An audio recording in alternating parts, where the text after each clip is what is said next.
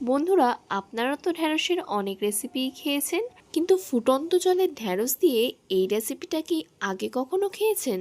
না খেয়ে থাকলে আজকে আমার দেখানো পদ্ধতিতে এই রেসিপিটা একবার শিখে নিয়ে বাড়িতে ঝটাপট বানিয়ে ফেলুন। এই রেসিপিটা একবার বানালে যে ঢ্যাঁড়সের নাল ভাবের জন্য ঢ্যাঁড়স খেতে চায় না, সেও কিন্তু এর পুরো ফ্যান হয়ে যাবে। তো এই রেসিপিটা কেমনভাবে বানাতে হয় ভিডিওর মাধ্যমে চলুন দেখে নেওয়া যাক। ভিডিওটা স্কিপ না করে ভিডিওর শেষ পর্যন্ত আমার পাশে থাকার অনুরোধ রইল। নমস্কার বন্ধুরা, আবার নতুন ভিডিও নিয়ে আপনাদের সামনে হাজির হয়েছি। আমার চ্যানেলটা নতুন হয়ে থাকলে চ্যানেলটিকে সাবস্ক্রাইব করে আমার পাশে থাকবেন। চলুন আর কথা না বাড়িয়ে ভিডিওটা শুরু করা যাক। এখানে আমি ঢ্যাঁড়স নিয়ে নিয়েছি। অনেকে এটাকে ভেন্ডিও বলে। বন্ধুরা, অনেক সময় ফ্রিজে ঢ্যাঁড়স থেকে যায়, সেগুলো খাওয়া হয় না, একটু শক্ত মতো হয়ে যায়। এই রেসিপিটা করে দেখবেন, খুবই ভালো লাগবে। খুব ভালোভাবে জল দিয়ে ধুয়ে নেব। 2-3 বার জল পাল্টিয়ে পাল্টিয়ে ধুয়ে নেব। আমি এখানে আমার পরিমাণ মতো নিয়ে নিয়েছি, আপনারা আপনাদের পরিমাণ মতো নিয়ে নেবেন। খুব ভালোভাবে 2বার জল পাল্টিয়ে ধুয়ে নেব। আমি কিন্তু খুব ভালোভাবে ধুয়ে নিয়েছি। একটু চেক করে নেবেন যে এটার ভেতরে পোকা আছে কিনা। পোকা থাকলে বোঝা যায়, বাইরে এরকম দাগ থাকে। এখানে আমি একটা গ্যাসে কড়াই বসিয়ে দিয়েছি, এতে দিয়ে দেব জল। এই জলের ভেতরে দিয়ে দেব একটা পেঁয়াজকে ভালো করে খোলা ছাড়িয়ে দুফালি করে নিয়েছি, সেটাকে দিয়ে দেব। একটা টমেটো, 2টো শুকনো লঙ্কা দিয়ে দিলাম। ঝালটা আপনারা আপনাদের স্বাদ মতো দিয়ে দেবেন। এবার এতে দিয়ে দেব ঢ্যাঁড়স, দিয়ে দেব লবণ। এই লবণটা দিলে ঢ্যাঁড়সটা খুব তাড়াতাড়ি সফট হয়ে যাবে। এবার লবণ দিয়ে সব কিছুকে একটু মিশিয়ে নেব। এবার ঢাকা দিয়ে 2 মিনিট মতো সিদ্ধ করে নেব। আমি হাই হিটে 2 মিনিট মতো সিদ্ধ করে নিয়েছি। গ্যাসটাকে অফ করে দেব। এবার ঢ্যাঁড়স আর সব মশলাগুলোকে তুলে নেব।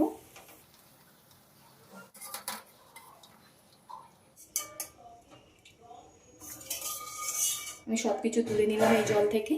আমি ঢ্যাঁড়স আর সব মশলাগুলোকে তুলে নিয়েছি। দেখুন ঢ্যাঁড়সের কালার একটু নষ্ট হয়নি, একই রকম রয়েছে। এবার সব কিছুকে ঠান্ডা করে নেব। সব কিছুই খুব ভালোভাবে ঠান্ডা হয়ে গেছে। ঢ্যাঁড়সগুলো দেখুন কতটা সফট হয়েছে।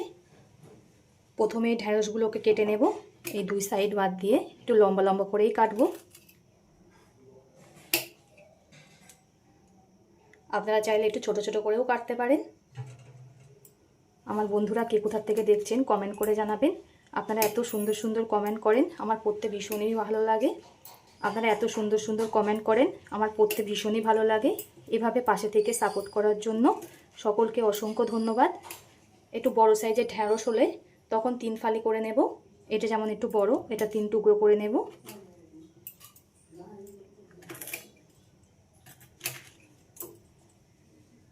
একই রকমভাবে সব ঢ্যাঁড়সগুলোকে কেটে নেব। এইটা যেমন ছোট ঢ্যাঁড়স, এটাকে আস্তই রেখে দেব। এইটা যেমন বড়, এটাকে 3 ফালি করব। সব ঢ্যাঁড়সগুলো আমার কাটা হয়ে গেছে। এখানে একটা ব্লেন্ডার নিয়ে নিয়েছি। এই মশলাগুলো ব্লেন্ডারের মধ্যে দিয়ে দেব।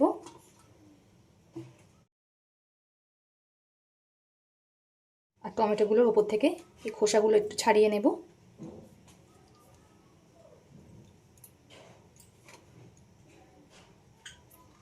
এবার এতে দিয়ে দেব 1 চামচ মতো ধনিয়া গুঁড়ো, অল্প করে দিয়ে দেব জল।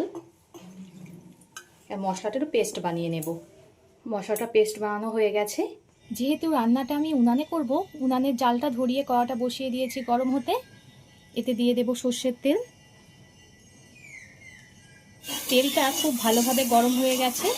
গরম তেলের মধ্যে কেটে রাখা ঢ্যাঁড়সগুলো দিয়ে দেব ভাজার জন্য।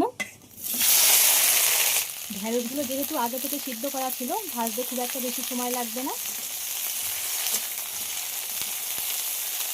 ঢ্যাঁড়সটা খুব ভালোভাবে ভেজে নিয়েছি। এবার ঢ্যাঁড়সগুলোকে তুলে নেব।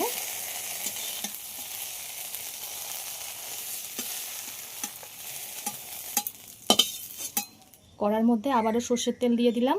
এই রান্নাটা সর্ষের তেলে করবেন, খেতে বেশি ভালো লাগবে। তেলটা গরম হয়ে গেছে। এতে দিয়ে দেব অল্প করে কাঁচা জিরে ফোড়ন। ফোড়ন থেকে একটা সুন্দর গন্ধ বেরালে এর ভেতরে দিয়ে দেব পাতলা পাতলা করে ছোট সাইজের আলু কেটে নিয়েছি 3টে। সেটাকে আমি আমার পরিমাণ মতো আলু নিয়ে নিয়েছি, আপনারা আপনাদের পরিমাণ মতো আলু নিয়ে নেবেন। আলুটাকে খুব ভালোভাবে ভেজে নেব। আলুটা খুব ভালোভাবে ভাজা হয়ে গেছে।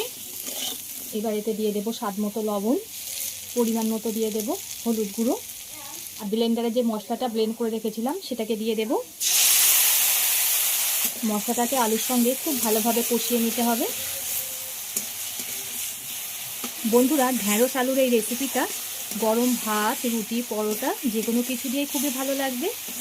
আপনারা তো বন্ধুরা ঢ্যাঁড়সের অনেক রেসিপি খেয়েছেন, এটা একবার হলেও ট্রাই করবেন, কথা দিচ্ছি খুবই ভালো লাগবে। মশলাটা আমার কষানো হয়ে গেছে। এবার এতে ভেজে রাখা ঢ্যাঁড়সগুলো দিয়ে দেব। অনেকেই আছেন ঢ্যাঁড়সের নালের জন্য ঢ্যাঁড়স খেতে পছন্দ করেন না, এইভাবে একবার ট্রাই করবেন, সেও আঙুল চেটে খাবে, এতটাই দারুণ হয়। সব কিছুর সঙ্গে ঢ্যাঁড়সটাকে একটু কষিয়ে নিতে হবে। সব কিছুর সাথেই ঢ্যাঁড়সটাও খুব ভালোভাবে কষানো হয়ে গেছে। বন্ধুরা, এই রেসিপিটা একবার করলে যে ঢ্যাঁড়স খেতে পছন্দ করে না সেও কিন্তু ঢ্যাঁড়সের পুরো প্রেমে পড়ে যাবে। মশলা আর ঢ্যাঁড়স খুব ভালোভাবে কষানো হয়ে গেছে। এর মধ্যে দিয়ে দিতে হবে পরিমাণ মতো জল। এখানে কিন্তু আমি জলটা একটু অল্প করেই ব্যবহার করলাম, আপনারা আপনাদের পরিমাণ অনুযায়ী জলটা দিয়ে নেবেন। এবার ঝোলটাকে খুব ভালোভাবে ফুটতে দেব। দেখতেই পাচ্ছেন ঝোলটা ফুটে প্রায় ঘন হয়ে এসছে। এই সময় দিয়ে দিতে হবে অল্প করে চিনি। চিনিটা আমি অল্প করে দিয়ে দিলাম, তার কারণ চিনিটা দিলে সব কিছুর স্বাদ ব্যালেন্স থাকে। এবার দিয়ে দিচ্ছি কাসৌরি মেথি। কাসৌরি মেথিটা আপনারা কিন্তু চাইলে স্কিপও করতে পারেন। এই কাসৌরি মেথি পাতাটা দিলে খেতে আরও বেশি ভালো লাগে। আশা করি সিম্পলভাবে তৈরি এই ঢ্যাঁড়সের রেসিপিটা আপনাদের সকলেরই খুবই ভালো লেগেছে। কার কেমন লেগেছে কমেন্ট করে কিন্তু জানাতে ভুলবেন না। আপনাদের কমেন্টের আশায় থাকবো।